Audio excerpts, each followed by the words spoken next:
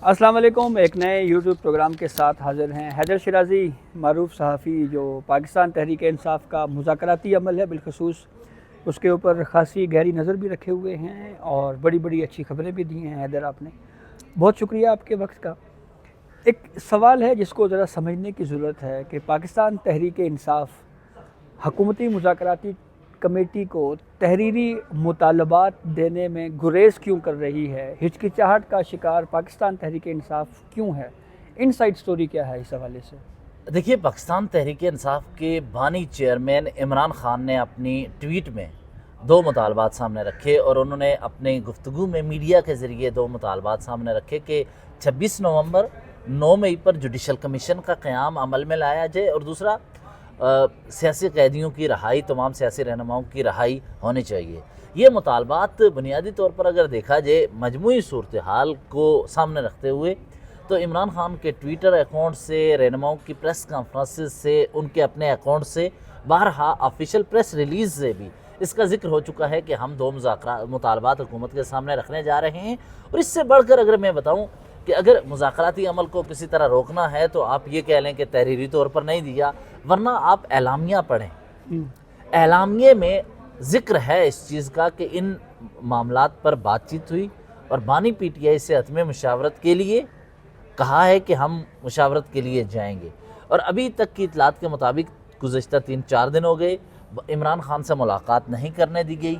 अभी तक, जो आज पीर का दिन है, तकरीबन 2-2:30 बज रहे हैं, इस वक्त तक बानी पीटीआई से अडयाला में मुलाकात के लिए हुकूमत की जानिब से या हुकूमती टीम की जानिब से कोई राब्ता नहीं किया गया।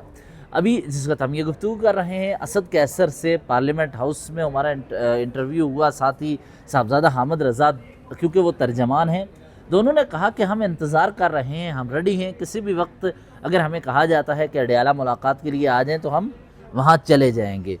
अपोजिशन की पूरी टीम तैयार है, लेकिन अभी तक राब्ता नहीं हुआ। दूसरी तरफ हुकूमत इस चीज़ पर जोर दिए हुए है कि अपोजिशन तहरीरी तौर पर दे, तहरीरी तौर पर देगी तो ही मामलात आगे बढ़ेंगे। अब इस पर देखना होगा कि तहरीरी तौर पर क्यों, क्या इसको डील के तौर पर मुस्तकबिल में लिया जाएगा कि देखें इन्होंने तहरीरी तौर पर हमें मुतालबात रखे थे कि रहा करो हमारे असीरान को, जुडिशल कमीशन बनाओ, ये चीज़ें हैं। तहरीरी तौर पर मुझे एक और चीज़ नज़र आ रही है कि charter of democracy and charter of economy के तनाज़र में भी इस तहरीरी शक्ल को देखा जाए कि एक बड़े उस कैनवास पे देखें, बड़ी सोच और फ़िक्र के तहत जिस तरह वज़ीर-ए-आज़म ने मसाक़ मईशत का ज़िक्र किया था। अच्छा, तो ये चीज़ तो बहरहाल हैदर फ़ील तो हो रही है, जैसे आपने ख़ुद ज़िक्र किया कि पाकिस्तान तहरीक इंसाफ अपने ऑफिशियल ट्वीट्स में दो मुतालबात का ज़िक्र कर रही है, एलामियों में कर रही है, प्रेस कॉन्फ्रेंसेस में कर रही है। तहरीरी सूरत में देने से गुरेज़ इसलिए कर रही है कि मुस्तकबिल में कहीं हमारे बयानिए को, शायद पाकिस्तान तहरीक इंसाफ के इस बयानिए को कोई नुकसान ना पहुँचे कि हमने तहरीरी सूरत में कोई NRO मांगा था। ये बताएं कि मैसाक जमहूरियत होने के कितने चांसेस आपको लग रहे हैं, या क्या पाकिस्तान तहरीक इंसाफ इस बारे में क्या सोच रही है? गुज़श्ता इजलास के मौका पर हुकूमत के 3 वफाकी वज़रा और अपोजिशन की मुज़ाकराती टीम के मेंबरान से गुफ्तगू के बाद इस सवाल का जवाब वाज़ेह हो जाता है। उन्होंने कहा कि मिसाक़ मईशत का, अपोजिशन ने, कि मिसाक़ मईशत का अगर कोई नुक्ता हुकूमत लाती है तो हम भी अपनी तरफ से ये नुकात पेश करेंगे। तो दोनों तरफ से अभी तक चूँकि तीसरी नशिस्त हतमी होगी और अहम होगी, क्योंकि उसमें बानी पीटीआई से मुशावरत हो चुकी होगी, तहरीरी तौर पर कुछ नुकात सामने रखे जा चुके होंगे, तो लिहाजा उसके बाद ही हम कह सकते हैं कि ये मुज़ाकराती टीम किस तरफ बढ़ रही है। इस वक्त हो क्या रहा है, दोनों मुज़ाकराती टीमों के अरकान एक दूसरे के के उसने, इसने, इस तरह के अल्फाज पर भी ध्यान दे रहे हैं कि किसी तरह से एक दूसरे को नीचा दिखाया जाए। यानी असद कैसर का गुज़श्ता रोज़ का इंटरव्यू अगर देखें, उसमें उन्होंने कुछ वो गुफ्तगू की कि इत्तफ़ाक़ राय पैदा करें, तमाम स्टेक होल्डर ऐसा फ़ैसला हो कि वो स्टेक होल्डर्स से हुकूमत मशवरा करते हुए वो फ़ैसला करे ताकि सबके लिए काबिल कबूल भी हो। तो ये उनकी राय है। اس رائے کو بنیاد بنا کر حکومتی کمیٹی کے ارکان یہ سمجھتے ہیں کہ انہوں نے یہ رائے کمیٹی اجلاس میں کیوں نہیں دی.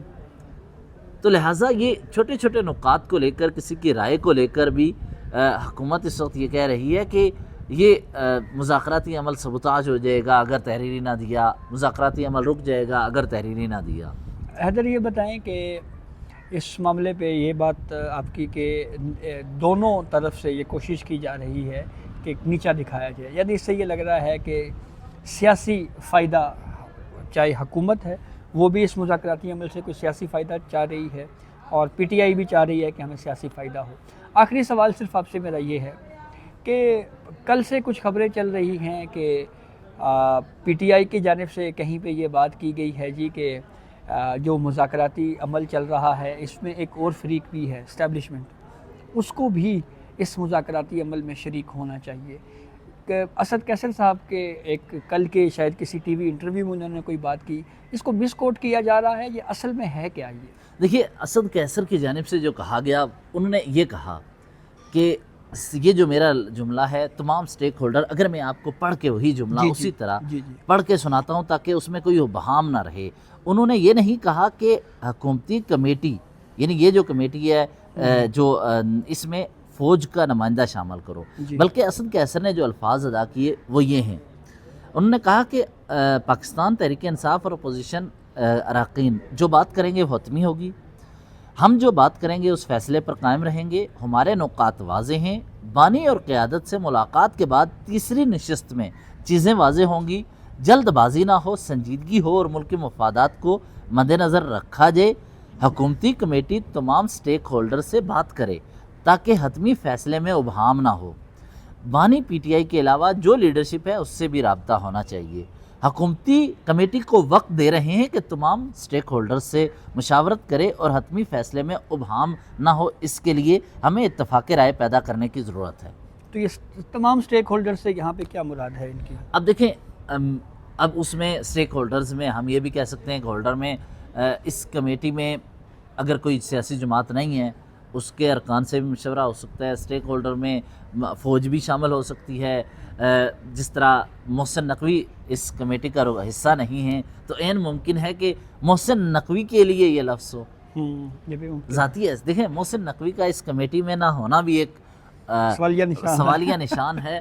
اور اب دیکھتے ہیں کہ انہوں نے کیا کہا. اور ایک اور بات، آج صبح میری پارلیمنٹ ہاؤس میں اپوزیشن چیمبر میں اسد کیسر سے ہونے والی ملاقات میں اور اس نقطے پر جو بحث ہوئی، انہوں نے کہا کہ میرا نقطہ ملٹری اسٹیبلشمنٹ کا نہیں ہے، میرا نقطہ یہ ہے کہ اتفاق رائے ایسا ہو، ایسا فیصلہ یہ کمیٹی کرے جس میں بعد میں کسی فریق کو پیچھے ہٹنے کا موقع نہ ملے اور سب کے لیے قابل قبول ہو. میرا سوچ اور فکر اسی کی ہے، اور اسی لیے میں بار بار اس انٹرویو میں یہ کہہ رہا ہوں کہ اتفاق رائے پیدا کریں اور اپنی اناؤں اور ضد کو ختم کیا جائے تاکہ ہم آگے بڑھ سکیں.